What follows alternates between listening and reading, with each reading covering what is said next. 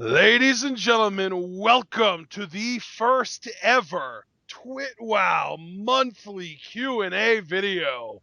We've been planning on doing these since the turn of the year, January 2016. We decided to hold off until our 1,000 subscriber special so that we could add it onto our massive agenda that we're already doing. G1 is taking over our lives. We're falling behind in TV shows that we normally keep up with. But at the end of the day, what really matters is you guys. Exactly. We freaking love each and every one of you, and these Q&As are meant to celebrate the fandom that TWitWoW has amassed. So we thank you all for your questions. My cohort and commentary here told me, and correct me if I'm wrong here, partner, 16 questions were submitted for our inaugural Q&A video. That's not a bad haul at all. Yeah, 16 questions, and 4 of them are directed specifically at you. Well, this is going to be interesting. 12 But all right. 12 are for both of us, and I didn't get a single question just for me. This is an interesting man, people. Come on, I know you No, can do better I'm than really that. not that interested. I mean, if you're going to ask somebody based on who's more interesting, you definitely chose the right person to ask more questions to. Hey, look, man, you're exposing the curtain here. I'm trying to sell you over here. But, no, guys, seriously, yeah, throw some individual questions his way. I want to see him squirm, too. It's not, it's not fair. The thing is, the questions that were thrown your way weren't really thrown at John so much as they were directed at Johnny Scumbag. Oh, so people want to see me be an asshole. Well, Let me put it this way. 2 of the 4 questions are pretty obvious Johnny Scumbag throws out. Like, it's pretty blatant, and I'm not even going to try and act like it's not, because one of them involves saving people from a fire, and the other one involves calling people failures, so... Ooh, riveting. So, I probably should have arranged these in a way that was a little bit more comprehensive to go from beginning to end, but I think we're just going to go in the order that we got the questions. How does that sound? Sounds terrific to me, partner. All right, so the first question in TWitWoW Q&A history is from Abel Herrera, which makes all the sense in the world because he's actually a guy that we've not only grown to know as a fan of the show, but also have actually become pretty tight with, pretty good friends with. Oh, I freaking love Abel to death. Abel, we love you, man. And Abel asks both of us, what is your favorite wrestling match of all time? All right, brother, I'm going to let you take this one because I don't know if you've had a reevaluation about your favorite match. So why would you do this to me? I've had no time to prepare. That's what Q&A is. This is Q&A. Okay. So, if I had to pick a singular favorite match of all time, and see, this is where I'm going to get kind of screwed over because I have such hardcore recency bias. Right. I immediately want to say, believe it or not, Grave Consequences. Right. But there's no way that's my favorite wrestling match of all time, right? Right. Like, it was an amazing match, but how can that be your favorite match ever?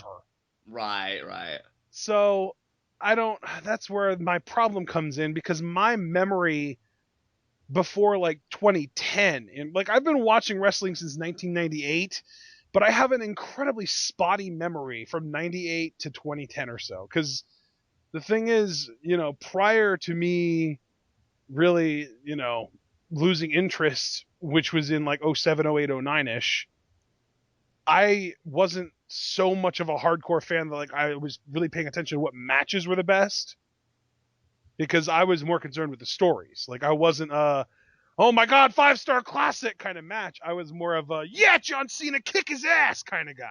Right, right. So, I think if you would ask, when I was 16 years old, when I was, in 2006, and that was kind of towards the tail end of my first major run as a wrestling fan, I would have probably said at the time that my favorite match was John Cena versus Edge in Toronto. That was a great match. The TLC match. Yeah. But in hindsight, I know that it's probably the most cliche answer ever. Probably Rock Austin at WrestleMania 17. Also an amazing match, though. And even if it is a bit cliched, which I disagree with that assessment, I mean, it was a phenomenal no DQ match. Maybe, Certainly you know can't what? play face there. Maybe even Austin Hart at WrestleMania, I believe 14, or no, it was 13, I think. Was it 13? It was 97, so that would be 13, I think. Right. I don't know exactly. I think it was at 13. It might have been at 14. I don't freaking know. But the one where they did the double turn, it was amazing. Right, yeah. To this day, one of literally two double turns that I've ever actually seen effectively pulled off. Yeah. The other one Yeah, being definitely. Del Rio. Right. Um, But that's kind of because it's so hard for me to remember specific matches. That's kind of the range of where my mind goes when I think of what my favorite match of all time is. right. For those of you that know me, I mean, obviously, is the Chris Benoit mark my favorite match of all time. Royal Rumble 2003, Kurt Angle versus Chris Benoit for the WWE Championship. See, but that's such a cliche too. Like that for you saying that, that's like me saying Austin Rock, you know? I mean, I said that answer years ago, and I haven't budged, so it really has stood the test of time for me. And it's crazy because it's not a match I go back to and rewatch very often, but like when I do watch it, I just get so swept up in it every time. And I love the story they told too, because I mean, Angle and Benoit were two premier technical wrestlers on SmackDown. September, the I Unforgiven wish paper. I cared about technical wrestling when I was a teenager because I truly just only cared about like the characters, and I had like I obviously there were like finishers that I loved, but I didn't actually pay attention to the the psychology of matches at all. Right. I mean, you had September and Unforgiven, Benoit beat Angle. Then October, because Stephanie had the whole WWE Tag Team title tournament, she put Angle and Benoit together. They won the WWE Tag Team titles. Lost them a short while later. I think before Royal Rumble, Benoit had beaten Angle again in a match, but he wasn't champion at the time. And then Royal Rumble, the whole story is, oh well, he has Angle's number, and now like everything he's ever wanted in a 17-year odyssey is like right in front of him. I love the drama. I love the emotion. You also figure, I mean, Shawn Taker WrestleMania 25, because I still think that's superior to the WrestleMania 26 match. That was an amazing match. Yeah, I mean, I think that the end of an era match with Triple H and Taker is probably on my list too. Yeah, that was. I think that was a story that was, or that was a match that was more story driven. That's And probably why it's on my list and not yours. right. And you know what? Like I can understand why it's on people's list because the one spot that really stands out in my mind, and I think where the drama's at its peak, is where Triple H is just hitting the Undertaker with the chair over and over again, and just being like, "Oh, just stay down, what have you, And for stay me, down." the emotional peak of that match was Shawn Michaels hitting the super kick into Triple H's pedigree, and it's still only a 2 count, and Michaels freaks the hell out afterwards. Right. Yeah. That was my I had goosebumps from that point. Another great match. I mean, the match that I think really propelled Randy Orton into the main event, or was the initial kind of groundwork. Him versus Cactus Jack, Backlash 2004. Oh yeah, that's actually another match I wanted to say that I absolutely loved when it happened was Edge Undertaker. Yeah, was that the Hell The, in a Cell match? You mean? it was a flaming table spot in that, right? I believe so. Because I think it was Yeah. an Edge. It was either I don't remember. Or If are it was you either thinking? Are you thinking him versus McFoley WrestleMania yeah, 22? that's the one that I'm thinking because I remember there Yeah. was a flaming table spot in it. And see, this is what I'm talking about, people. I watched every episode of Monday Night Raw and most episodes of SmackDown from 1998 to probably 2007, maybe 2008. I don't remember exactly, but I just don't remember specifics. Right. Like people talk about different things that happened, and I'm just like, when did that happen? And they're just like, 2005, and I was like, how do I not remember that? It's weird. I gotta say another underrated match that I'm really quite a fan of. Vengeance 2005. That was the pay per view. Batista, Triple H had their Hell in a Cell, but the triple threat match on that card, Chris Jericho versus John Cena versus Christian, I actually thought was a really fun triple threat for the WWE Championship. So that was another good one. That was when Jericho recently had, or at the time had a recent heel turn, and then would leave the company a few months later for those 2 years before coming back in '07. Yeah, I loved Christian Cage in TNA. Oh my God, yeah. And yeah, Christian I don't think was long for WWE after this match either. But that was a really good triple threat. I think that was the triple threat that honestly kind of opened my eyes to, well, maybe Christian really could be in the main event. Because he really seemed to hold his own in that match, and I really loved everything they did.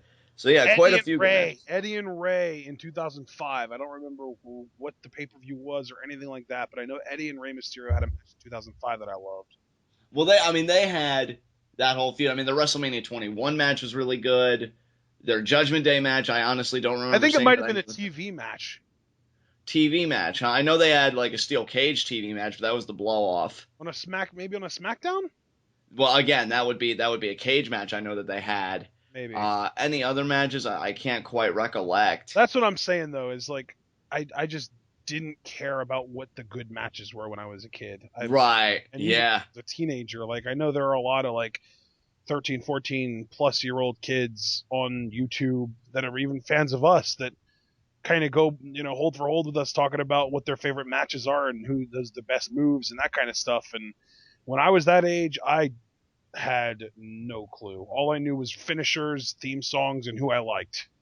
I'll tell you a match that really left a lasting impression on me, and I was just like, oh man. And I really it could be argued that maybe I had seen more violent matches, but just the imagery and everything, and seeing these two titans go at it. I mean, Undertaker and Brock's Hell in a Cell match from 2002.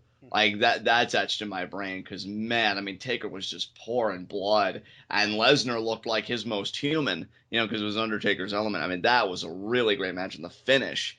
I mean Lesnar is a freaking beast. So that But was at the another end of the one. day, your favorite match is Favorite match, definitely. Angle Benoit 2003 Royal Rumble. Can't be yeah. beat to me. Yeah, And just you know what? amazing. Just to be the cliche, I'm gonna say Austin Rock, WrestleMania 17.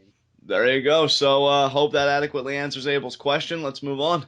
Next question is from Jay Rosie, and it is for both of us. And it's where did you come up with the names Vocal Aggression and Ian Izzle?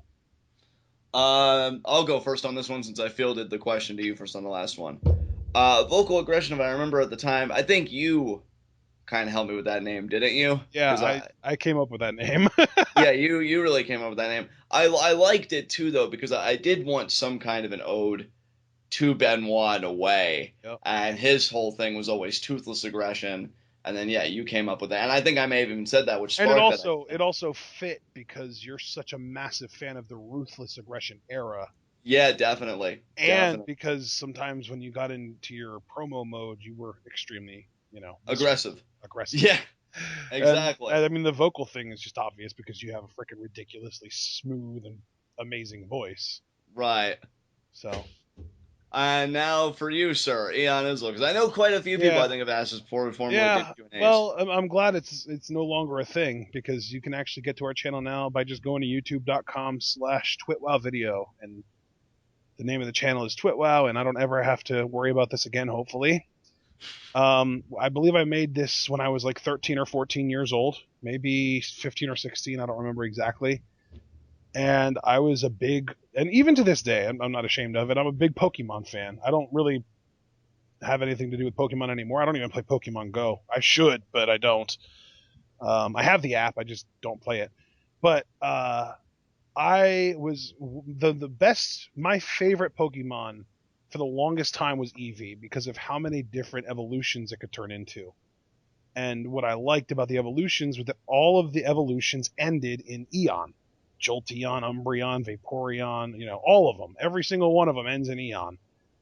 And here's something that people might not know about me. When I was in high school, my two favorite types of music were rock and gangster rap. Right. And I loved Snoop Dogg, and I loved 50 Cent and Eminem and The Game and Tupac, and to this day even Tupac's great, but my taste in rap has changed. I am more of like a lyrical rap fan now. I like Lupe Fiasco and Nas and Immortal Technique and frickin' MC or MF Doom. There's a lot that I can dig now that I wouldn't have liked in high school. But regardless, in the mid 2000s, Snoop Dogg introduced this idea of talking with the Izzle at the end, for shizzle my nizzle and that kind of stuff. So I combined my love for Pokemon with my love for hip hop and rap music in Eon Izzle. There you go. Right. That's quite an origin story. Xavier Woods would have been proud of that, the Pokemon. Yeah, he probably would have. All right, let's move on. All right, our next question is really I feel like this is going to be a 2-second thing. Jackie on Twitter, and we both love Jackie. She's awesome. Asks, of all promotions you guys watch, which one is your favorite? And I Uh, even said, is this an actual question? And she was just like, it never hurts to ask. So here you go, Jackie. We're answering your question that you already know the answer to. yeah, I mean TNA is so good though. I mean, seriously, come on. Broken Matt Hardy is the greatest thing in the history of pro wrestling. And Jeff Hardy, I mean, a pillar of what a babyface should be. Exactly. I mean, he's never mind. Yeah, Lucha. I can't keep up. Yeah, Lucha. I can't keep up the word vomit anymore. Lucha It's Underground, really hands down. not. I was going to try and say something about how he always stays clean, but I couldn't even utter that in a sarcastic manner. Oh my God, we're going there. So, yeah, Lucha Underground by far. But I actually, believe it or not, somebody, and this is actually kind of coincidental, somebody posted on Reddit earlier to rank the main promotions in order from best to worst. And I said 1 Lucha Underground, 2 New Japan, 3 NXT, then 50 pounds of crap, then 4 WWE, 5 TNA, 6 ROH. Yeah. It actually amazed me though that you put TNA above ROH. Well, the thing with that is that was more just me almost like protesting ROH because ROH has been pissing me off so much over the last year or so. Right. Like the only good thing about ROH anymore is when New Japan stars show up there. Right. Like and and Jay Lethal, like that's it. Jay Lethal's so good. I wish Because he'd to me, leave. I everything wish he would else go. that's good about ROH, you can get somewhere else. If you like the New Right. Japan stars, watch New Japan. If you like Kyle O'Reilly and Adam Cole, they're so much better in PWG than they are in ROH. Oh yeah, dude. Like I gotta say, for me, because Lucha Underground's obviously number one. Right. I'm torn between either New Japan or PWG Well, no, and I being even my said favorite. I would put PWG between New Japan and NXT if I was able to include that on that list. And the reason I didn't was because they did specifically say main promotions, and PWG even though it is like the ultimate indie promotion, it is at the end of the day still an indie promotion. Right. I So mean, yeah, yeah. So yeah, I think I agree with you the other day. Lucha Underground, and then if we're speaking main promotions, definitely New Japan. I think they've got a wonderful roster. I mean, G1 Climax may be grueling, but it's such a fun experience seeing all the different combinations. I mean, we recently I got know, to dude. see a Like, guy like. no, you go ahead. Now, I was gonna say we recently got to see a guy like Tamatonga take on Okada, Right. and like I love shit like that. So what were we gonna say? I think what's brilliant about New Japan is that they basically have 20 guys and then they have sort of like a really tiny mid card, maybe 10 guys total, and then they have another maybe like 10 juniors or so. So they really don't have a big roster by any means, but they keep it interesting, and the performers are so good, Right, especially at the top of the card, like your Naito and your Ishii and your Okada and Tanahashi and all those guys. The performers are so good that even if you get a feud where the same two guys are going after each other for multiple months in a row, it's never going to get boring. right. Like in WWE, if you give me Dolph Ziggler versus Baron Corbin one more time, I am literally going to throw up. But I don't think that there is a limit to how many times Ishii and Makabe can go at it, and I don't think I'd get sick after any of those matches. Oh yeah, You know I'm what I telling you, mean? yeah, That's what I'm saying definitely. though, is that like WWE, it's so much easier for the WWE to kind of do something to death. Whereas in New Japan, it feels like no matter how many times they do certain things, I never get sick of it. And I have to say too, for New Japan, specifically the G1 Climax, I love how they book their matches because more often than not, a finisher really is a finisher, and like it's one and done. Well, and So even like especially now that Nakamura is not in the company anymore, because he was the biggest sort of, he was the most guilty of needing to use his finisher multiple times to put anyone away. right, right, So yeah, that's and he's amazing. He's the best performer on the planet in my opinion. But still, right. I mean, you're talking about finisher specifically, and that's if there are any flaws to Nakamura, it's that the Bomaye, now known as the Kinshasa, isn't the most well protected finisher that there is. Exactly. So there you go, Jackie and everyone else. Our favorite promotion: Lucha Underground 1, New Japan 2, PWG 2B maybe, Yeah, NXT 3, and then everything else. sounds good to me. Up next, we got a question from David or David. I'm not really sure how to pronounce your name, and I apologize if I messed it up. Finara, and it is directed at both of us. What is your take on apron spots? And because I already took the last one first, I'll let you go first this time. Uh, God, you really shouldn't have because I already know I'm going to answer this. I love apron spots, especially when they're happening to the weak. Sami Zayn getting powerbombed on the apron, for instance. I mean, I can never Okay, get that's tired of Johnny that. Scumbag's answer. Now, what does John have to say about it? Here's the thing. Like, in all sincerity, I think they have the potential to be really cool sometimes.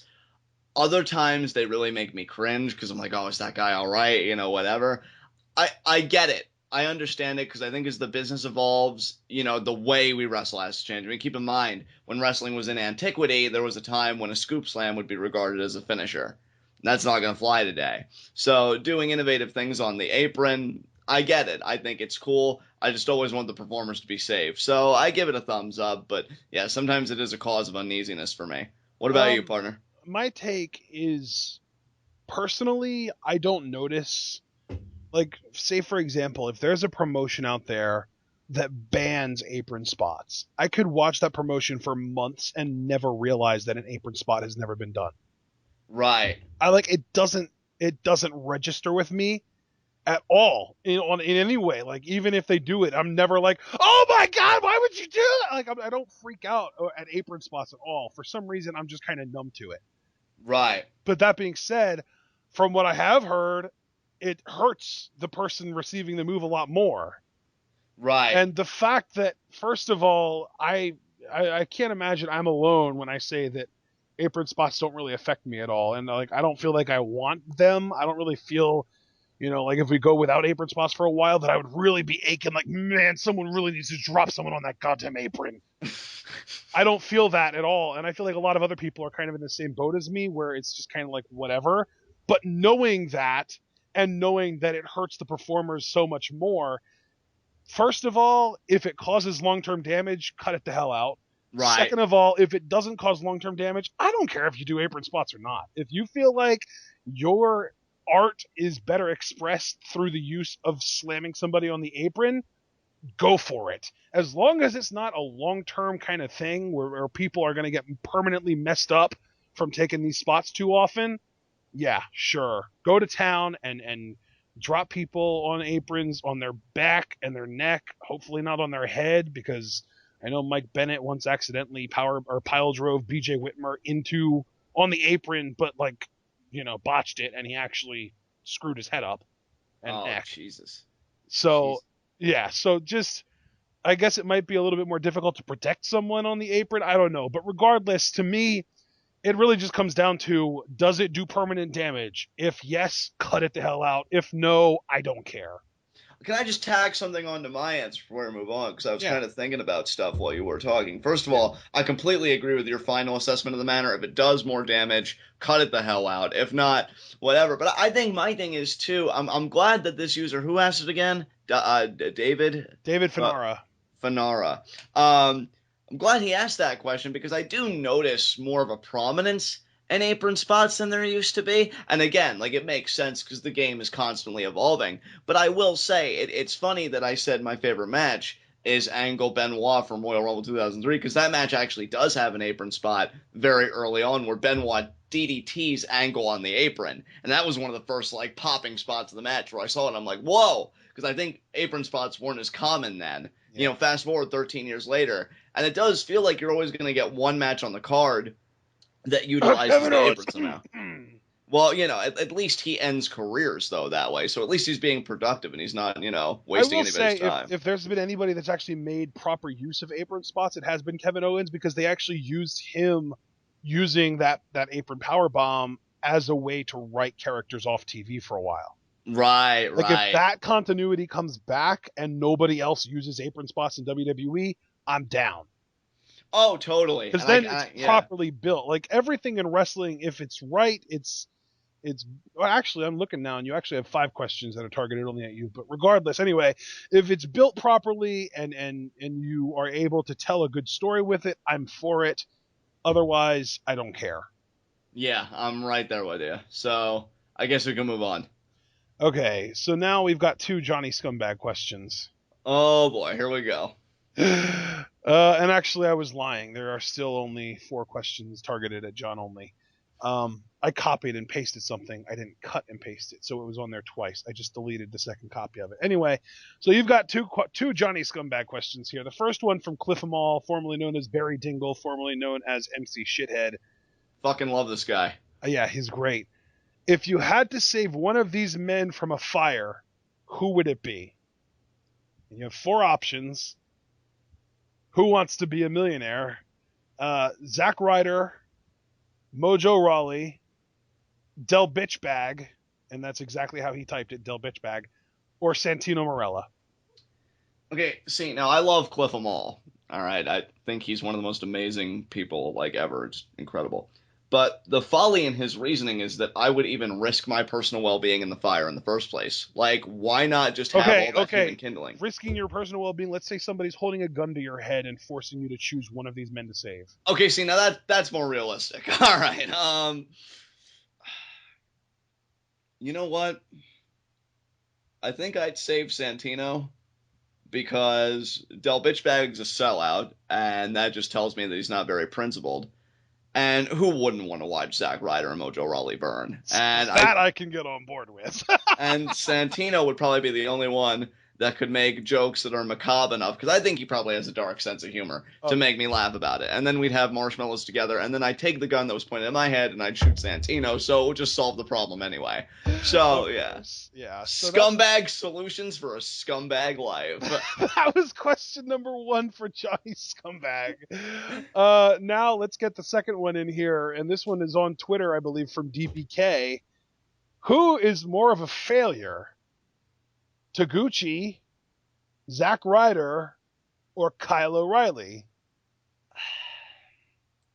See, Taguchi, I just feel like, he just, all he sees in himself is his ass. So really, I feel like he's a guy that's already struggling deeply with a kind of sense of self-worth. So I'll leave him alone. He's going to do himself in eventually. Kyle O'Reilly, you know what? Great technician. He's completely inferior to Adam Cole, and he should know his place, but I can't even denigrate him too much.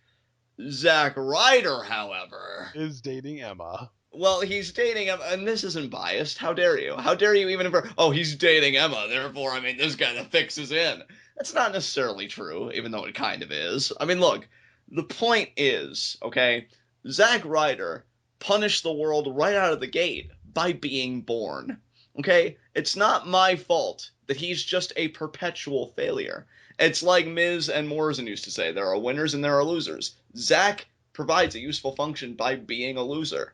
So if you ask me who the biggest failure is, it has to be Zack Ryder, because while I believe Kyle O'Reilly and even Taguchi could be successful, there is no escaping Zack Ryder's mediocrity. And I don't know why he tries, but he will, much to my eternal amusement. So yeah, Zack Ryder for sure. Okay. I really appreciate how thorough your explanation was there, John. Thank you. Okay, so we had 4 consecutive questions from Abel Herrera on Twitter. Okay. So we're gonna go through them in order. Question number 1: what was your favorite cartoon growing up? Do you want to go first, or should I? You go first. Okay, so it really depends on what you mean by growing up. I agree. I'm really, first of all, I don't really think that I've grown up much at all. I'm still a kid at heart, but adulting is for marks. If by growing up you mean single digit age, birth to 9, man, I was always really into Nickelodeon and Cartoon Network shows, and as specifically on Nickelodeon, I was always a big fan of like the Rugrats and Real Monsters, and not even on Nickelodeon, but another cartoon that I absolutely loved growing up was Tom and Jerry, which is messed up because that show is actually screwed up. Yeah. There's death and smoking and alcohol and all kinds of adult themes on that show, but damn if it's not entertaining. But yeah, Tom and Jerry I loved. The Roadrunner and Wile E. Coyote was great. When I was really young, I watched that kind of basic stuff, Looney Tunes, that kind of stuff. I remember I used to watch The Tick sometimes on Right, Fox because I was a Power Rangers fan big time growing up. right. And The Tick was on the same channel, and the Animaniacs, and Pinky and the Brain. I loved all that stuff. Pinky and the Brain was beast. Yeah. Yeah, there's actually a prominent theory that Pinky was the actual smart one, and the Brain was psychotic. I could believe that. Yeah, so those I remember Angry Beavers was another one that I loved. Yeah. And then the Cartoon Network shows was kind of when I was getting a little older, 10, 11, 12, early teenage years. Angry Beavers, Johnny Bravo, Cow and Chicken, Dexter's Lab, Powerpuff Girls. I loved all that stuff. It was great. And of course, you can't forget the anime stuff. I loved Pokemon. Literally, I was playing Pokemon games, Red and Blue, before the anime even came on US television, I believe. So Right. when that anime started, I was obsessed with it to the point that I actually got made fun of in school for liking Pokemon too much. Ah, I didn't know that. Yeah. And then because I kind of got obsessed with this whole catch 'em all thing, then came along Digimon and I loved that. And then came along Yu-Gi-Oh! And that was my passion for so long. I loved Yu-Gi-Oh! Right. Yu-Gi-Oh! I loved that so much. It got to a point that they had like the dual discs where they kind of had like the arm bracelet they would have where they would hit a button and it would turn into like a playing field for your cards.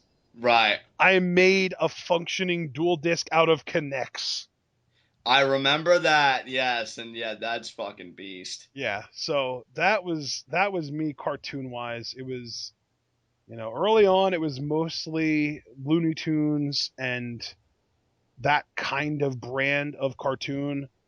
And then I kind of grew into like the anime. DBZ was another one. I don't think. Oh, Here's the crazy thing. I always watched DBZ. I never watched Dragon Ball until I was actually in college, and I went back and rewatched that series then because for some reason I think Dragon Ball either aired while I was in school or just didn't air on Toonami.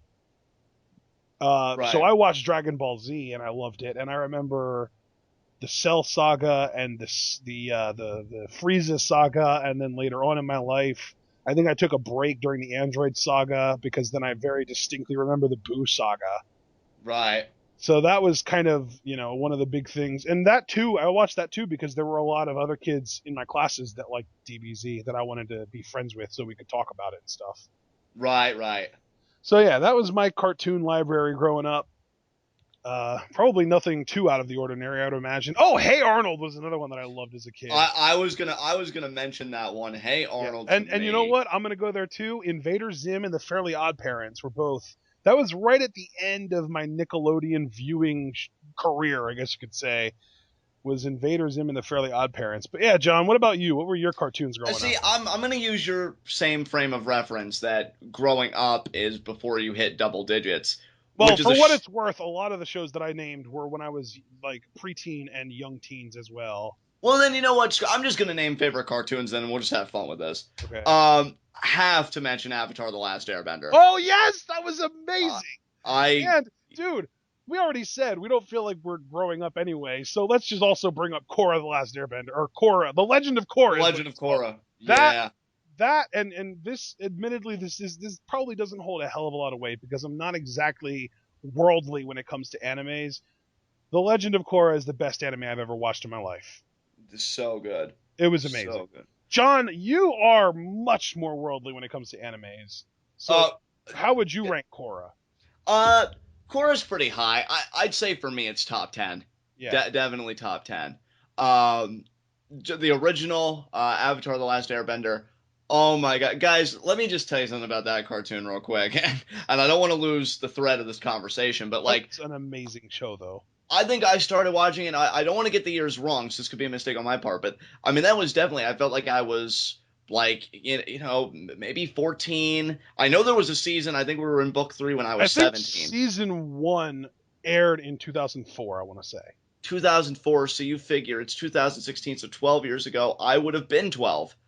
And yeah, it was just because I think actually book one passed. And I'm like, oh, what's the big deal about this? And then I checked it out and I'm like, oh man, this is so freaking cool. Like, really reminded me of the animations and art. To get more throwbacks, like Ashton said, Hey Arnold, amazing. One cartoon I have to mention, especially because it's going to be making a comeback. And I'm so excited for it and I hope it's good. I fucking loved Samurai Jack. Yeah. Oh my god, the animation on that show, See, I still think it holds up. It was that's one gorgeous. show that I wish I would have gotten into when I was a kid, because even to this day, I've never watched that show. Dude, to me, I loved Aku, the main villain. The voice actor, unfortunately, he died. That's why the series got canceled. I don't know who they got now for this reboot. Now they're gonna finish the story apparently when it Oh, comes dude, back. you reminded me. Other cartoons I used to watch when I was a kid. Old school 80s cartoons, Voltron and He-Man and Transformers with like the Dinobots and Beast Wars. I loved all that stuff. Yeah, man. Yeah. Let me see Sorry, what. I interrupted you. No, no, no. It's cool, man. It's cool.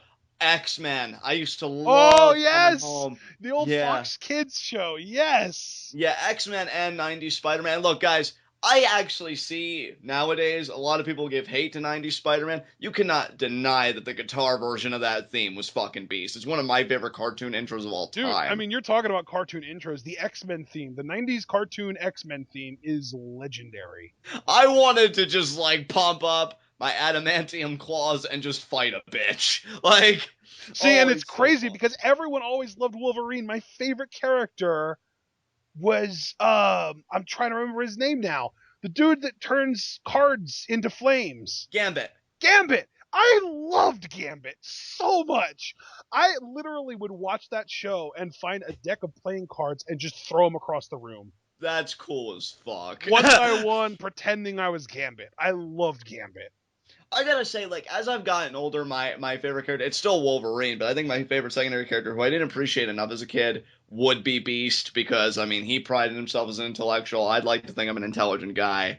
And, just he was always so eloquent, and he was like, oh, no, we can reason with them, but he would be, like, I think third. My second favorite character behind Wolverine, really, is Magneto. I think he was the first guy that I ever really liked that was more of a villain. And that's when I began, not necessarily my Johnny Scumbag phase, I think that's hyperbolic, but definitely my appreciation for more nuanced characters. Right. And yeah, I think it began with Magneto.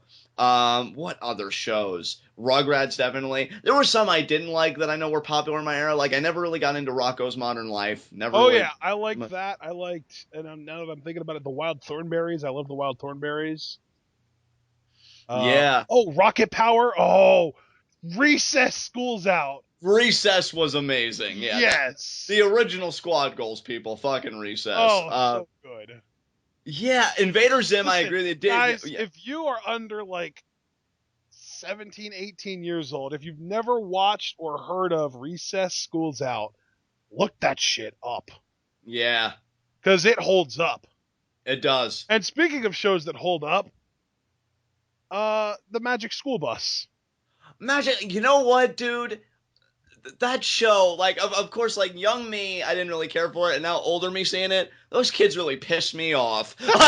Like, it's a magic fucking school bus. And who was the kid's name? Like, Arnold? Always like, oh, Miss Frizzle, should we just shut the fuck up and sit down? It is a fucking magic bus. Your parents are probably gonna divorce because of your nasally ass. Enjoy the fucking trip, kid, because let me tell you, when you hit prepubescence, it's all going downhill for you. You have no life. You have no future. You have a magic school bus in front of you. Just shut the fuck up and sit down. Oh my God, god! he really pissed me off. And I the can pet lizard. tell! Like, that pet lizard, too. Like, oh, look, see, aren't I a human? No, you're a fucking danger to society. You should get Wasn't shot, too. wasn't the pet Freak. lizard's name literally just Lizzie? Was it? Was it? Yeah. Lizzie meet pavement. That's what I say to fucking Lizzie. Fucking magic school bus. Piss me. And Captain Planet. Oh, yeah, Oh real great. yes! Admittedly, I actually watched that for a very brief time. I think it grew on me really, like, not, or rather, grew old on me. I guess I should say really quickly though. I find it hilarious that a superhero that's supposed to be ecologically conscious was developed by billionaire Ted Turner. You don't become a billionaire without killing a few thousand trees along the way. So why don't you save your moral hypocrisy, Ted, you fucking asshole? And yeah, what a really great superhero. Oh, I'm powered by sunlight. But since most of the crime probably occurs at Superman's night powered anyway. by sunlight too. Beg pardon? Superman is powered by sunlight too. Yeah, well, Superman's also a dick. Yeah, fuck Superman too, honestly. Fuck all solar powered characters. And yeah, I can't believe Captain Planet, while we're on the subject, or rather, while I'm forcing us to stay on the subject, did a freaking episode. You had the balls. I mean, you had your niche, environmental consciousness. You should have stuck with that. You were sucking enough at that as it was. You actually had the balls to venture into AIDS territory. Are you kidding me? And again, I can't get over the fact that you couldn't do anything at night. Oh man, Captain Planet, these companies, they're really doing a lot of nighttime cutting down the wood. Can you save us? Captain? And he's just fortified in like rock or whatever the hell it was. Oh, and then when oil gets on him, he suddenly loses his power. Worst superhero ever. Doesn't even deserve my comic book voice and comic book guy impersonation. Okay, well, I think it's safe to say we covered the cartoons we watched as kids. Yeah, I definitely think we did. I think we can move on. Okay, next question from Abel. What wrestler throws the best worked punch? Now, to me, this is a two-way tie. Okay. Baron Corbin and Mil Muertes. Gonna say Baron Corbin. As far as second goes, I'll also toss Chris Hero in there. Chris Hero definitely. Yeah. Like when someone's like throwing a bunch of chops at him or something, he just kind of stands there and pop.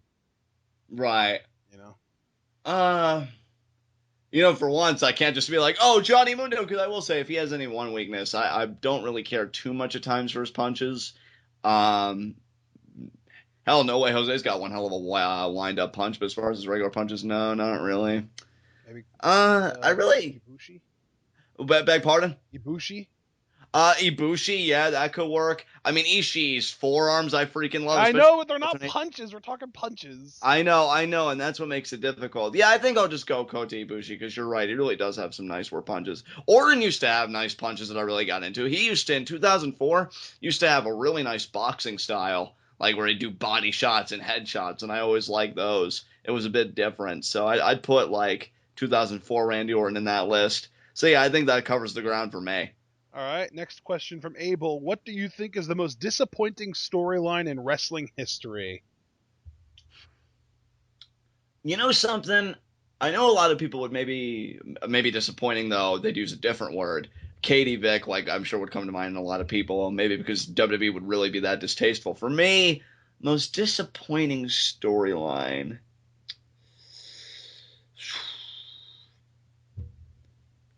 That's a struggle for me. Do you have any answers you'd want to give? I have two answers. Okay, what are your two answers? Okay, the first one is the obvious elephant in the room. Everyone needs to bring this up when talking about bad storylines. The invasion. Right. It could have been. I was one of the people when the invasion happened, and even before the invasion happened, where I wanted to see Hulk Hogan versus The Rock. I wanted to see Goldberg versus Stone Cold Steve Austin. I wanted to see Sting versus The Undertaker. We got one of those three, right? Right, yeah. Yeah, that's it. We didn't get any other of those matches, and man, did it kill me. And, here's the thing. The invasion did one good thing. It gave the WWE its most stacked roster of all freaking time. Right. That being said, though, it also did the worst thing in history, got rid of their competition. Right. So, and as far as the storyline itself, it went from something that had potential to be incredible to, as we're used to by now, the McMahon family circle jerk. Right. Or the McMahon family circus, depending on how you want to look at it. But the other disappointing storyline that I think you would really agree with, Nexus. Yes, definitely. It was so awesome at first. Yeah. These guys from NXT show up and they tear up the ringside and they beat up John Cena and Justin Roberts gets choked with his tie. It was great. Right. And then Daniel Bryan left. Yeah. And then they lost to John Cena. Yeah.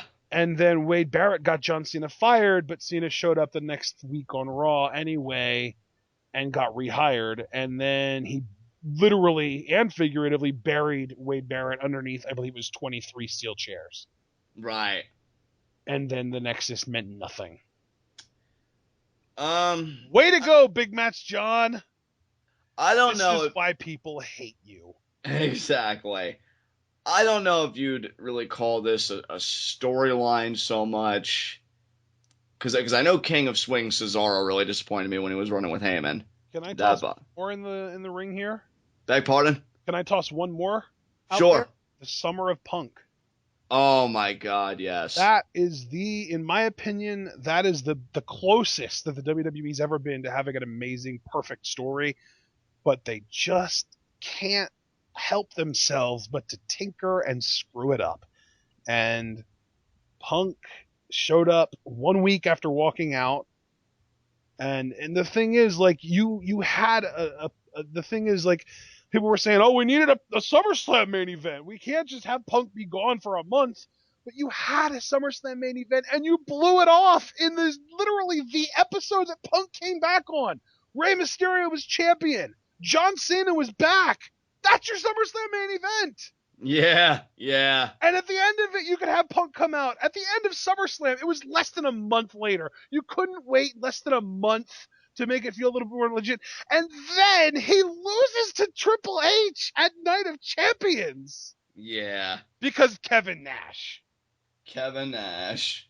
Him and his freaking huge ass cell phone. Yeah. And he texted himself.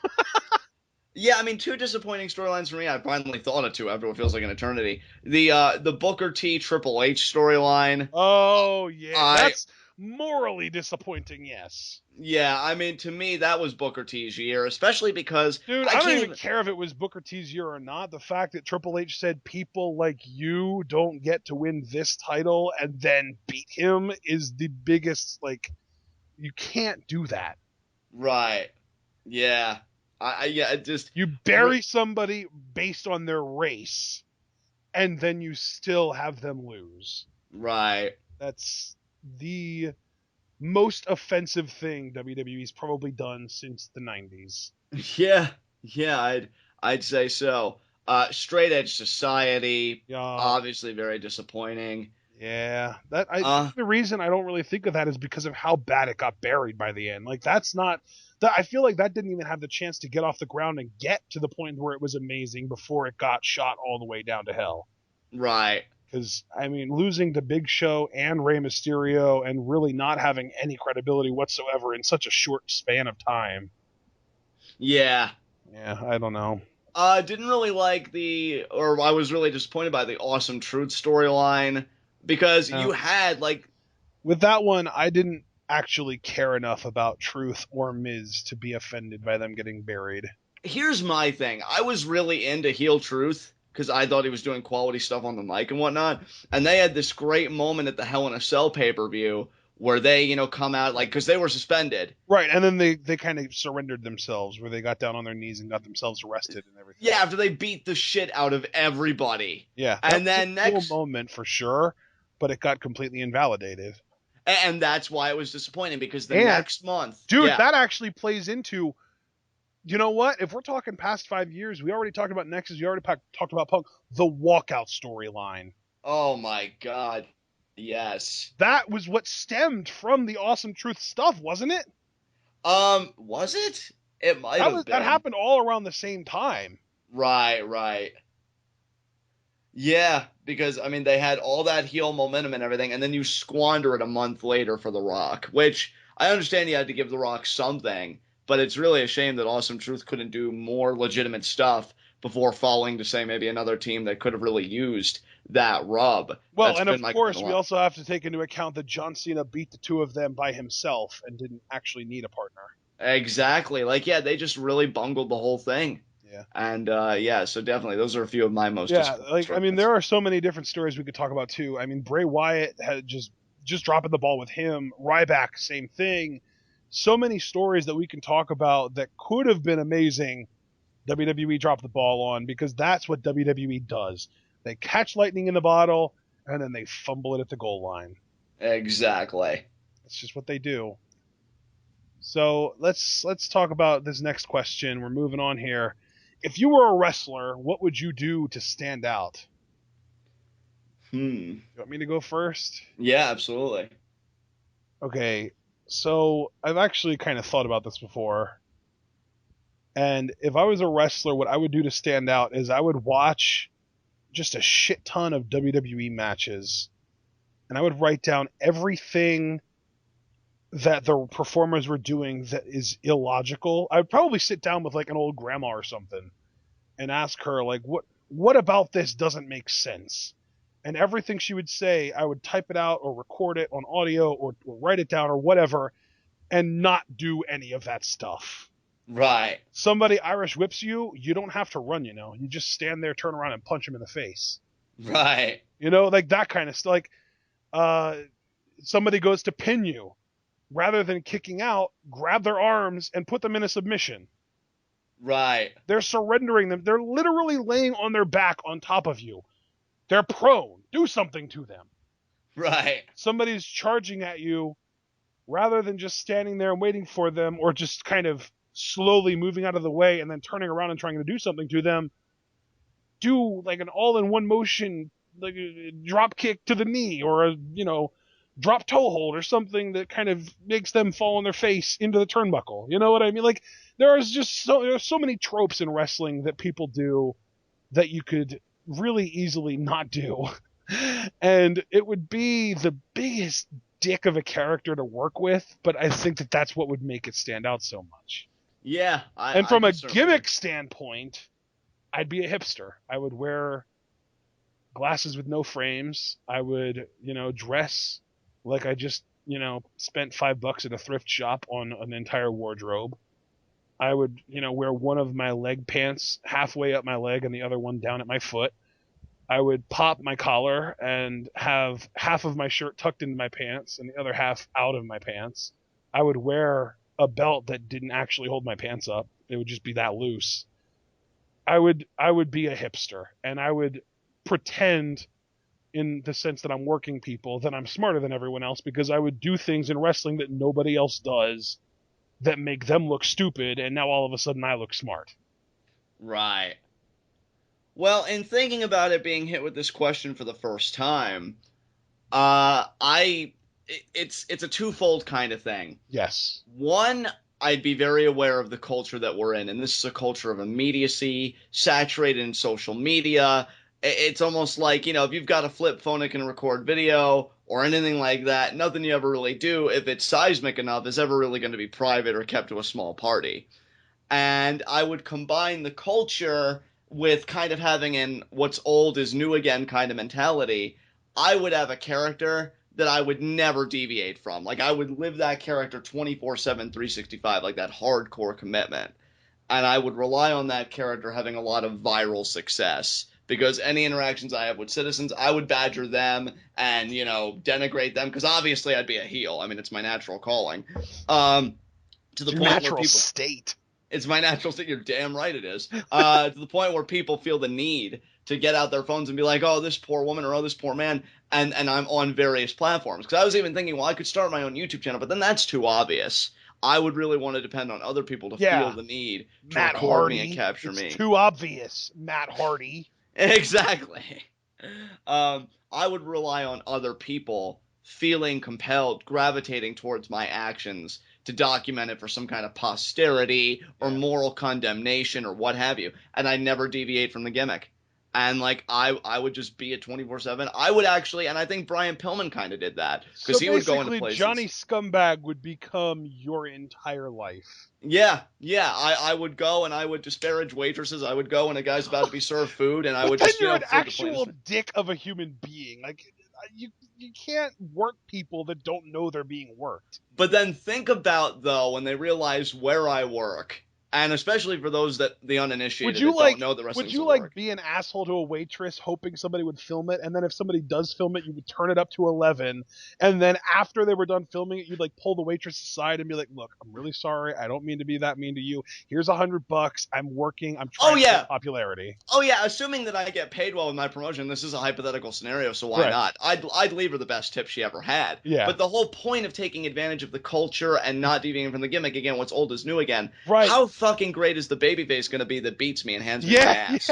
Well, dude, and the thing too that you're not even talking about is we live in a culture right now that's very grab your pitchforks kind of mob Yeah, mentality, yeah, where if it's some tiny, and I shouldn't say tiny, but if any kind of negative allegation comes out about somebody, if it was a simple mistake that they made 6 years ago, I mean, Zara Schreiber is the perfect example.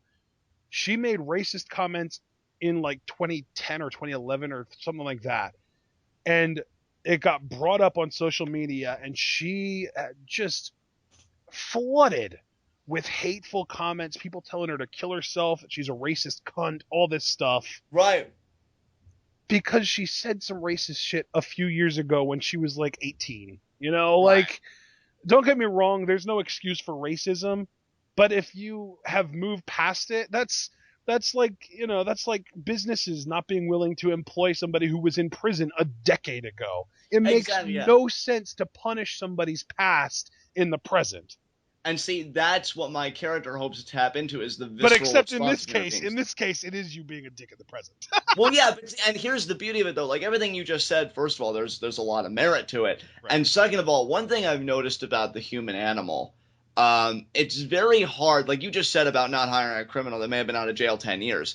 Very hard to redeem yourself in the eyes of somebody. So once I've got that real life heel heat, like there's no coming back from that. Yeah. And that way, any baby face that beats me, they're gonna revel in it every time because even if something that I did 5 years ago and maybe like I'm just like, man, I wish they'd let it go. That's still gonna have attractiveness to people because they're gonna recall that when I'm getting my ass beat. So can I have can I kind of sum this up as succinctly as possible? Sure. You'd be a more grounded, broken Matt Hardy, but less sledgehammer over the head about it. Exactly. You'd go about it the same way Joey Ryan goes about getting viral, Exactly. where you have a YouTube channel and you upload videos, but you don't like cut promos to your YouTube fans. And see, again, I wouldn't even have a YouTube channel because if people could trace it back to me, they Well, may no, make the but that's the connection. thing, dude. You could make a YouTube channel that doesn't come back to you. Like, I could make a YouTube channel right now, and the name of the person could be like Andrew Warfield or something like that. Right, right. I could upload a video that has a title "asshole" or some guy being an asshole to a waitress, and it would get however many clicks it would get. I'd post it on Reddit, post it on social media, all that stuff, and it would get all these clicks and stuff. But no one has to know that I was the one that uploaded my own video. Right, You know right. what I mean? That kind of thing. You could do that. So I would combine an old school approach to wrestling with our new age It's culture of YouTube. it. Yeah, You're basically doing what YouTube prank channels do, combining that with pro wrestling. exactly. Because that's all YouTube prank channels are. It's people working people and kind of making up for it with either A, they were never, they were friends and they knew about the prank in the first place, or B, they kind of, make up for it afterwards. And they're like, look, sorry about that. This is for a YouTube channel, whatever. Right. You know what I mean? Yeah. Like that's brilliant, really. Your idea there. That's great. I'm glad you like it. Someone, I really liked yours too. I'm glad that you and I could both kind of be out of the box and yeah, satisfy that question. yeah, I think that you would definitely be getting more bookings than me, brother. Be like, hey, And the what funny babyface thing do you too want is us to that be we're actually fans? both heels in this scenario. That's amazing though. You're just the better heel. Well, I would hope so.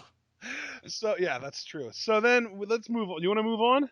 Yeah, let's do it. All right. Our next question from MZRC10. When was the exact moment that NXT started to decline to you, at least in terms of weekly TV? Now, John, I answered the last question first, so I want you to take this first. Oh God, it's difficult to say. Luckily, we had an uptick this week. We did have an uptick That, this week. that said, it's still trending down. That's yeah. I'd really have to say it's funny because I think after the first takeover Brooklyn, when everything was fresh. I mean, it was still good for a few more weeks, but I don't think it was too long after that before I kind of noticed a dip a little bit. Or maybe because like, does that even match with the Lucha Underground timetable? Because what they'd call an NXT dip, I would agree to at a point, but I'd also say that I really fell in love Well, with Lucha Underground. NXT Takeover Brooklyn happened after the first Ultima Lucha. Right, right. So see, it kind of makes sense because yeah, the first few tapings, like after that, fine. But then at some point, I'm like, yeah, I'm really not as into this as maybe I could be, and I just really didn't see the same effort there. And plus, even though season one had ended, you're just thinking like, man, what a fucking great season that was, and it was a freaking great season. I can't wait for season three. By the way, guys, that has been confirmed for September September 7th. 7th! It's gonna be fucking huge. So yeah, I'd honestly say that was it for me. If I had to give an honest approximation, Yeah. that would probably be it. So what about you, partner? I think I'm going to sign on to what you said because, like, for me, it's somewhere between NXT TakeOver Unstoppable and NXT TakeOver London. Right. Because Unstoppable was an amazing show. But then after Unstoppable, we had Beast in the East, which started Finn Balor's reign. And I thought, you know what? Yeah, I am going to say Brooklyn. Brooklyn is the exact moment that, yes, this show was great, but it peaked with Sasha Bailey. Yes. Because even the match afterwards, the Owens Balor ladder match, I was extremely underwhelmed, not only by the match itself, but by the fact that Balor had his paint kind of pulled back a little bit. Right. Because this was at a point where we thought that his paint was kind of consuming him. Yes. Because the most recent time before that we saw the paint was in Japan for Beast in the East, and it was almost his entire body by that point. Right. Because remember, he had the Japanese demon on his back. Right. Do you remember that? Yeah, I do. And so we were kind of thinking that this demon character was going to consume Finn, and that the NXT TakeOver Brooklyn Finn Balor was going to be full blown demon and maybe even turn heel. But he actually reeled back on the paint, and that story that we kind of had in our heads never came to fruition. Right. And that was the only thing keeping the Finn Balor character interesting. And then he went on to have a nearly year-long title reign. Yes. And then NXT TakeOver Respect, we were both pissed off because, we're giving the main event to the women, guys! But the world title wasn't even being defended on that show. Exactly. So, like, yeah, the women get to main event a show that doesn't even have a world title match on it. Right. Like, that's like saying, silver, you guys get gold. Well, that's because gold's not in the race. Right. You know what I mean?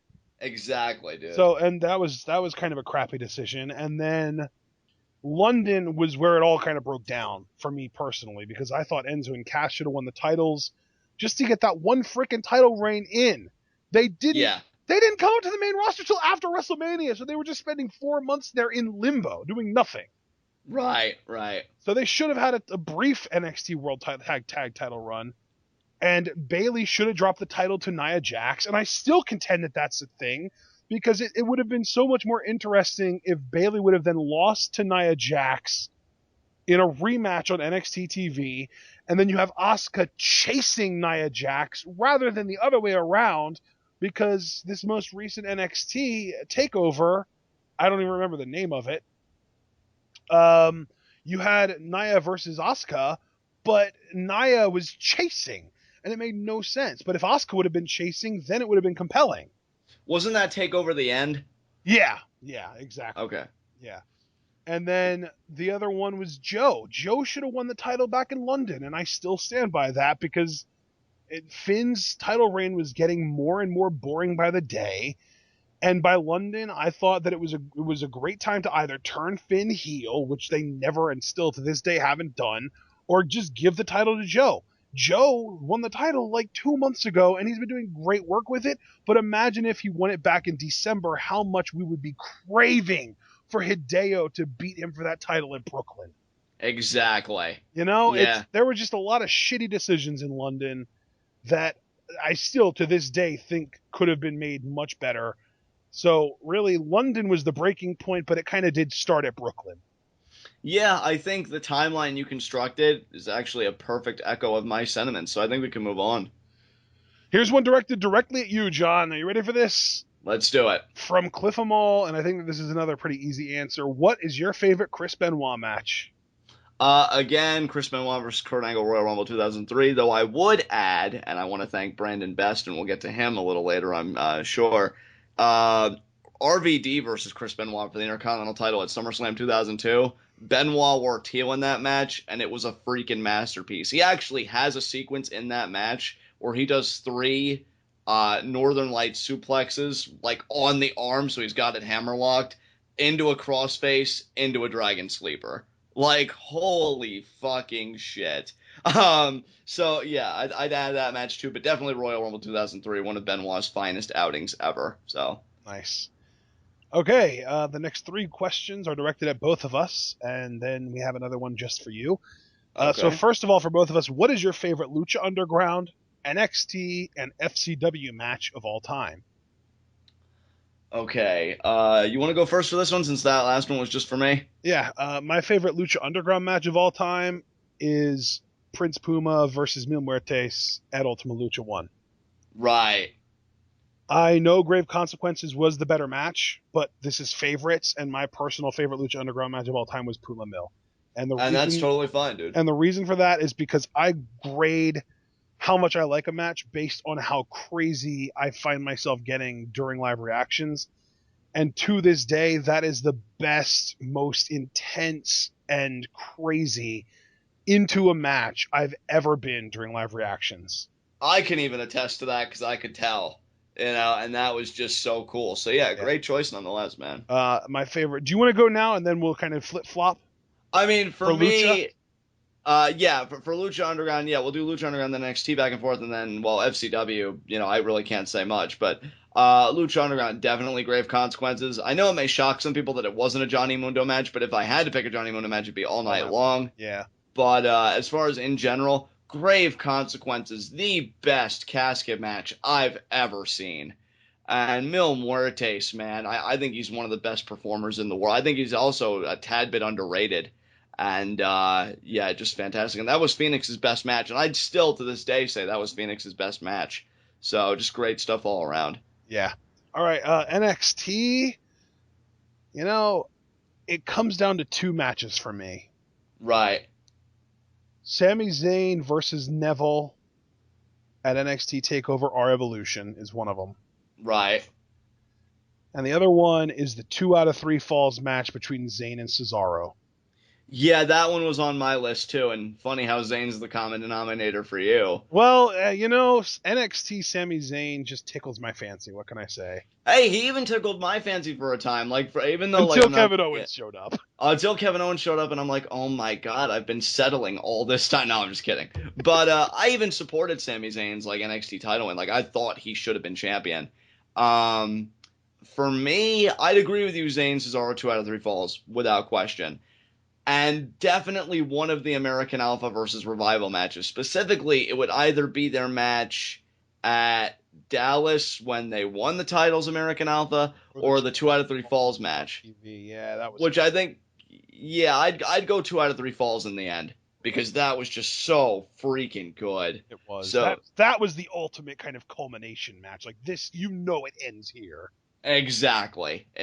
See, I'd And say isn't those. that funny though that your match's common denominator is 2 out of 3 falls, mine is Sami Zayn. So I think at the end of the day, the best NXT match of all time is Sami Zayn versus Cesaro 2 out of 3 falls. I'd have to agree with you. That match was insanity. That final fall when Sammy goes for the tornado DDT and Cesaro stiffs him, lifts him up, throws him up into the freaking Swiss death, and then gets the neutralizer. Legend status. Yeah, I hope Salty Cesaro on Raw right now is going to go somewhere because he needs to be doing more than what he is. And Sammy, too, for the record. I hope he gets a good storyline now that he's done with Kevin Owens. So, All right, so then favorite FCW match of all time, easy 30-minute Iron Man match, Dean Ambrose versus Seth Rollins. Didn't we watch that match together? I Well, feel like you showed me that match. after years of me telling you you needed to watch it and you saying I will, and never getting around to it, yeah, we ended up watching it together. I'm just gonna go with that one because my FCW experience is so limited anyway, and I think I really do remember loving that match. Yeah, it was So, great. The only other match that I could think of that would even be in contention is the triple threat between Justin Gabriel. I'm trying to remember. I really hope I get these names right. Justin Gabriel, Alex Riley, and Wade Barrett. right, Because if I remember correctly, if this is the match that I'm trying to remember, Wade Barrett helped Alex Riley win the NXT title in that match. right, Like it was meant to be an every man for yourself thing, but Wade Barrett hit Wasteland and then just stood by, pointed at Justin Gabriel, backed off, and Alex Riley got the pin. right. Okay. Daniel Bryan versus Caval. Ah, Also, Caval versus Justin Gabriel. Two amazing matches. definitely. So there's your FCW exposure for the day. Up next, we have two questions from Jacob Radley. Okay. Another good friend of both of ours. First one is, if you could pick 3 matches for WrestleMania 33, what would they be and who would go over? I'm going to let you take this one first, brother. All right. Damn. I'd say a babyface Rollins versus heel AJ Styles because I think AJ's finally starting to hit his swagger a little bit as a heel. I'm liking him. What else? Finn Balor. You know what? Simply because I know Finn's been chomping at the bit for it. Finn Balor versus The Undertaker. Because I think a lot of people have been like, oh, that'd be so cool. And I think, for the market value, certainly. And Brock Lesnar versus Cesaro would be my 3 WrestleMania matches. Oh, okay. So because you went first, I'm going to try and name 3 dream matches that you didn't actually use any competitors for. Okay. So the first one would be Sasha, Charlotte, Becky, Bayley, 4 horsewomen, fatal 4-way, and obviously Sasha goes over. Actually, no, you know what? Sasha goes into the match as champ. Becky Lynch walks out because she freaking needs a title run, damn it. Yeah, she deserves something, damn it. So there's that. Ooh, you know what? I'm going to say, here's one that might tickle your fancy, John. Okay. Face Bray Wyatt Ooh. versus Kevin Owens Ooh, there you go. for the Intercontinental Championship. Amazing. Yeah. Bray goes Excellent. over. Sorry. No, hey, I'm cool with it. Bray deserves a championship, for God's sakes. Let's get the ball rolling. And the one that I think might actually have a shot at happening that I genuinely do want to see, I know it's hard to believe because one of the people is somebody that most people don't care about, the Big Show versus Braun Strowman. Yeah. I know people are going to be like, oh, that's not a dream match. That's a match that's going to happen. And I hope it does because, God damn it, I want the buck to be passed and I want Big Show to retire. I want it to be a loser leaves town match. Right. I want Braun to get that rub. Definitely. I freaking love Braun Strowman. And I know people are going to be like, oh, he's overrated. He sucks in the ring or whatever. I don't care. He's awesome.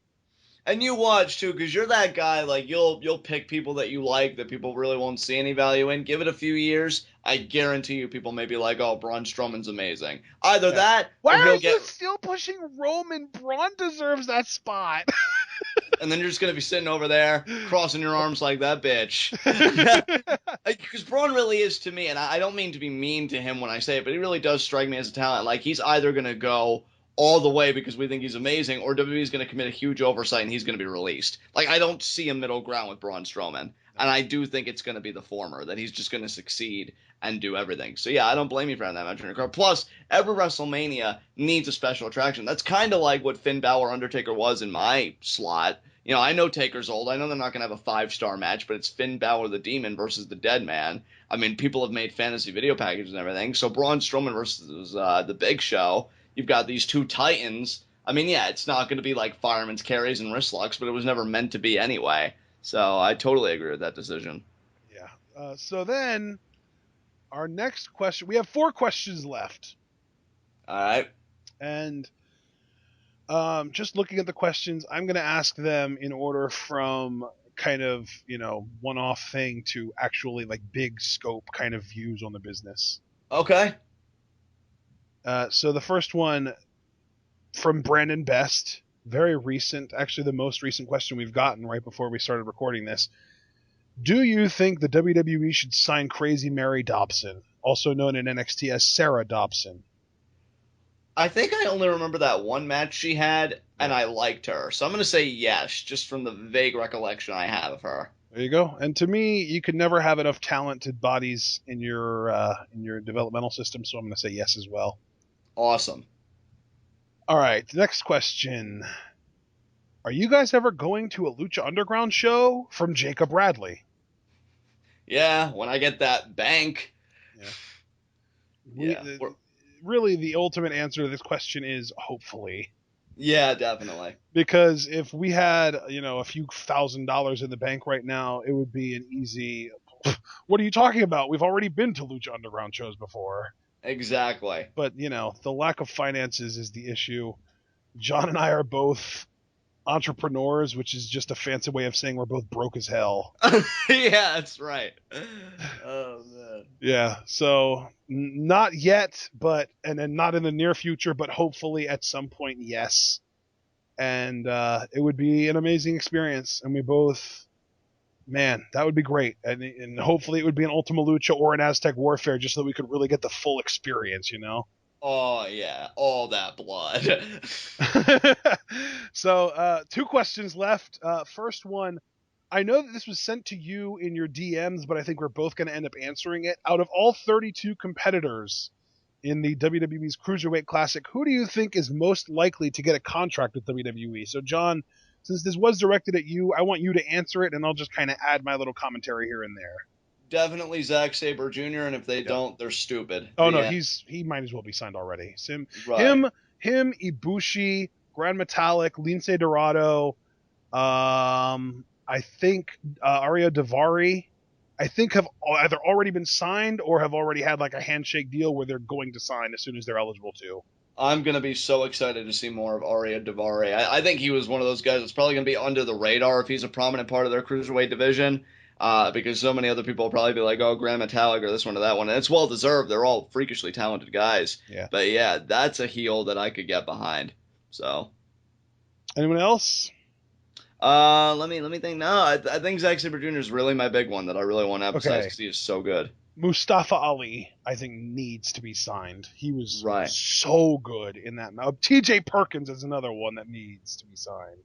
Yes, TJ Perkins was ridiculous. Tony Nese is another big one I want to see signed. Right. He was amazing. I believe you were a fan of Shaw Maluda. Yes. You liked him. And then I just really want Brian Kendrick to get signed again just so that he can randomly work against young guys on SmackDown and teach them everything he knows. Right, yeah, I would agree with you there. Yeah, that would be my roster of who I really want to get signed. Yeah, that's really cool, man. I definitely agree with the Brian Kendrick choice, especially because, he is a bit older. He works a different style. He doesn't really do a lot of high-flying stuff anymore because he's gotten older, but I like how he's adapted. I think he could be a solid heel in that Cruiserweight division, so. Yeah, and then our final question here, and it's fitting that this is the last one, because this also kind of allows us to hype something that we're planning. What are some of your guys' Lucha Underground dream matches for Season 3?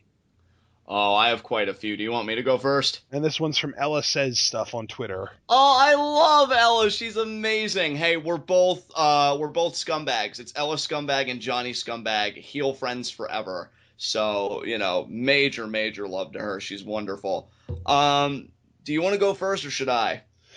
Let's see.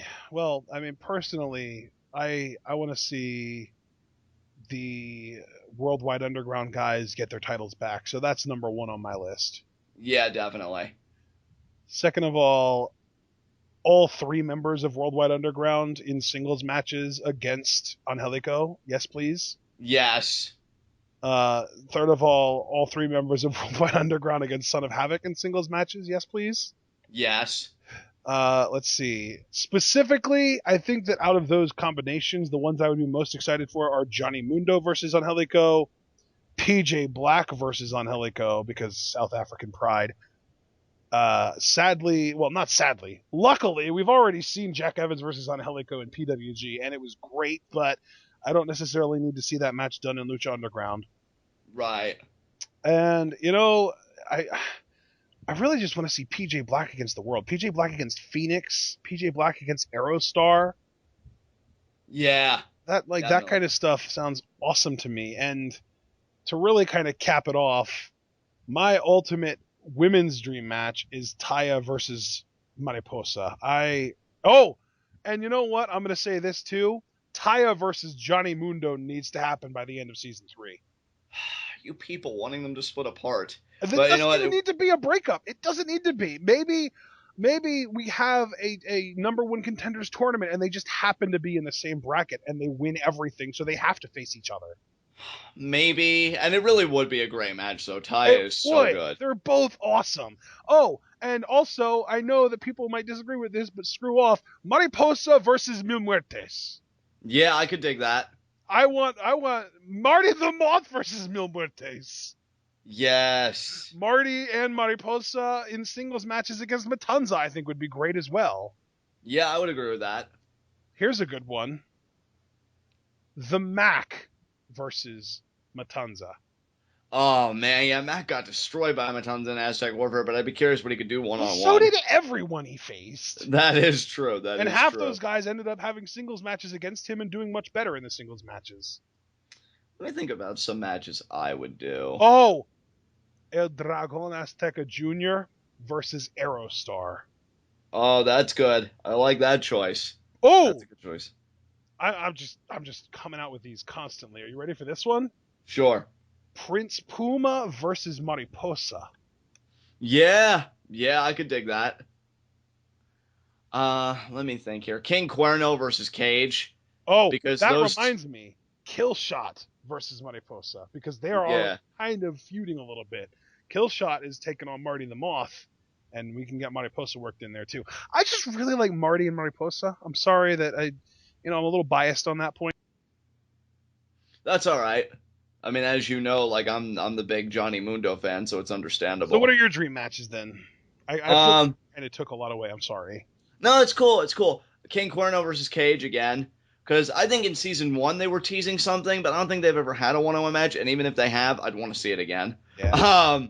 So King Cuerno versus Cage, Johnny Mundo versus Pentagon Dark. I want those two to have a one-on-one match under the Lucha Underground banner. That actually reminds me. How about Marty the Moth versus Cage? That would be interesting. Yeah. I freaking love Marty. So you put. You know what we haven't seen yet since we're talking about giants? What's that? Cage versus Mill. Yeah, we haven't seen that yet, have we? No, we haven't. And that, grave consequences, please. Death match, please. Right. Let those guys kill each other. Oh, another dream match I have, Nightclaw versus Prince Puma. Oh, Nightclaw versus El Dragon Azteca Jr. too. Definitely. Yeah, Nightclaw is a dream match against pretty much everyone right now. Yeah, I would agree with that. And we haven't seen him. We really just haven't seen him. Right. He was in one match, and it wasn't a singles match, so therefore all singles matches involving Nightclaw are dream matches. Let me think. Yeah, well, Matanza versus a weird combination, but Nightclaw versus Evilise is a match I'd really like to see. That I think could be a lot of fun. I could dig that. Johnny Mundo versus Matanza. I know Johnny Mundo would probably get destroyed, and I hate saying that, but I'd be curious how those two could work. Pentagon Dark versus Evilise. John, I know what your ultimate dream match would be. What's that? Johnny Mundo versus Rick Knox. Oh my god, yes. Get him out of there. Teach him some goddamn respect. In a death match. Yes, in a literal death match. Johnny Mundo just rips him apart at the end. But yeah, Evilise versus Pentagon Dark. I already said Johnny Mundo versus Pentagon Dark. King Cuerno versus Mil Muertes. Taya versus Pentagon Dark. That would be fun. Yeah. Yeah. Let her get revenge for all those ass kicks at the end of season 2. Honestly, the Mac versus Johnny Mundo as well, because I think those two could. Yeah, that's a good one. Let's see what else. Hmm. Let's see. God, Masquerita. I think if we honestly, I would like to see him versus Famous B as kind of a revenge thing. That'd be a fun match. Dude, speaking of Famous B, let's talk about Dr. Wagner Jr. versus Pentagon Dark. Oh, that would be fun. That would really be something. Dr. Wagner Jr. is so good. Who else does crazy? How about, yeah, I mean, well, Pentagon is really the ultimate submission guy in the temple, isn't he? Yeah, he is. Well, Cause then how about Dr. Wagner Jr. versus Sexy Star? She does submissions too. oh, that could be. Yeah, yeah. I'm digging that. I'm digging that. Yeah. Uh, who else is new to Lucha Underground, or at least newer? Or, I mean, can we kind of go into spoilers and people that we know have signed for season 3 that we don't know what their role is? Sure. Okay, well, then let's talk about Cage versus Sammy Callahan. That's huge. That's Or, definitely huge. oh, from a character standpoint, Marty versus Sammy Callahan. Ooh, yeah. Because those are a couple of psychotic sons of bitches. Yeah, definitely. They would wreak so much havoc. And, I mean, this one's a little bit more of a cat out of the bag thing, but Worldwide Underground versus the Stardom Trio. Stardom Trio being comprised of. The 3 women from Stardom USA. I'm not familiar. It's, oh man, Io Shirai, Kairi Hojo, and I forget who the third woman is. Didn't they compete at the Lucha Libre World Cup or no? Mayu Iwatani. I know they didn't. Oh, okay. It's Kairi Hojo sounded familiar. Well, yeah, that's because she throws the best elbow drop in the goddamn business, and you've probably seen the GIF of her throwing an elbow drop before. That's where it came from. Yeah. Yeah, they're all 3 incredible though, and I really want them to get beat up, or to beat up rather, Worldwide Underground. That would be a cool moment for the temple, definitely. Just imagine Jack Evans selling for Kairi Hojo's elbow drop. Just It's an amazing sensation, right? Yeah. so good. Yeah, Jack Evans. I want to see him do more. Jack Evans versus Mil Muertes would intrigue me because Jack Evans is just so quick and innovative. Yeah, but he'd get thumped. Jack Evans versus a babyface King Cuerno, I think, could be interesting. That could be fun. Jack Evans versus Killshot. Jack Evans versus Killshot definitely would be interesting. Yeah.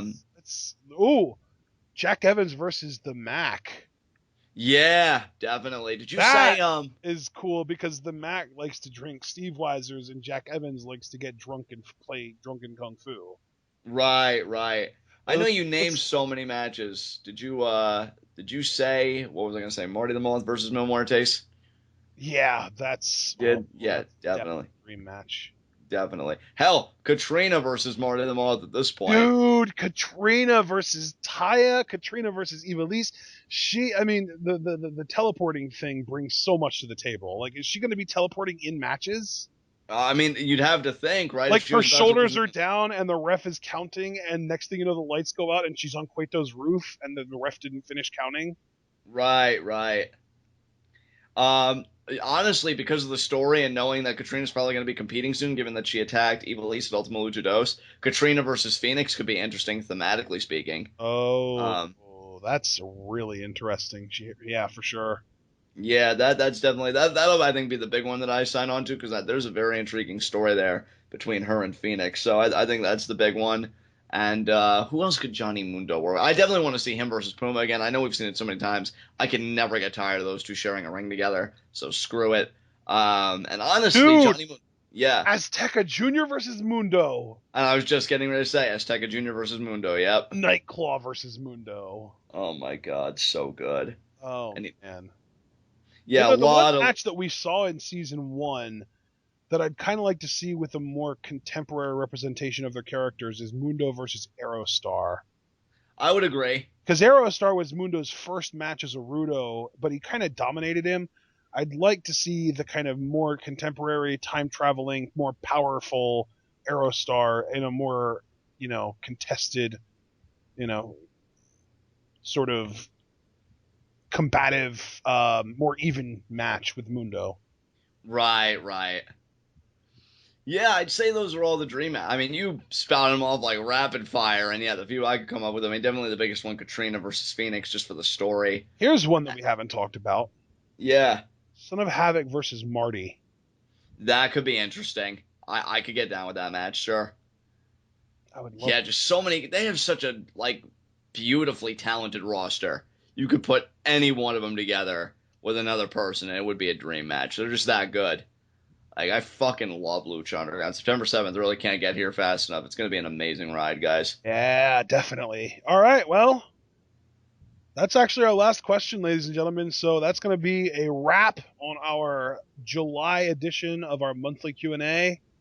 We're going on an hour and a half here, so it's a long video, and we kind of expected it to be a longer video. So here's the thing: if you posed a question to us since we started asking for questions, and we didn't answer it in this video, first of all, we apologize. We are not trying to intentionally skip any questions. Second of all, if we did unintentionally skip your question and you feel like you still want it answered, comment on this video. Leave a comment on this video asking that question. Say Q&A question and then put a colon and then a couple spaces and then type the question out. And then, then it'll be sure that we'll catch it. And not only if you felt like we missed your question between last time and now, but also if you have questions for our August Q&A, leave those in the comments section. Send tweets to John or myself. Post on Reddit if you want to. We've got on TWitWoW subreddit. Don't go to the Squared Circle subreddit. They're a bunch of pricks. Yeah, utilize our subreddit, guys. Yeah, exactly. So, YouTube comments, Twitter tweets, or DMs. We prefer tweets, but DMs work as well. If you do DM one of the two of us, make sure that you specify if the question is for the person that you DM'd only or for both of us. Same thing with everything else. Make sure you specify who the question's for. And yeah, hopefully you guys enjoyed this video. We've had a lot of fun kind of opening up and telling you guys a little more about ourselves. That being said, man, we've got a stacked rest of July and August coming up. We've got G1 tomorrow, Sunday and Monday, and then of course Raw, SmackDown, NXT. But the one thing that I do want to kind of start hyping up now, even though it's a month away, because of Lucha Underground being back on September 7th, we are going to be doing a Lucha Underground Season 2 recap, Season 3 hype on August 31st, which is exactly 1 week before Episode 1 of Season 3 airs. It's on a Wednesday, and it is after G1 is over, and it is after we take our break from WWE. Yeah, it's going to be stacked, guys. Exactly. It's going to be great. So, and if you thought this was a long video, wait till you hear us get going about Lucha Underground Seasons 2 and 3, because it's probably going to be a good 2 hours. That being said, though, I'm going to wrap things up here. Ladies and gentlemen, hope you enjoyed. That being said, stay tuned.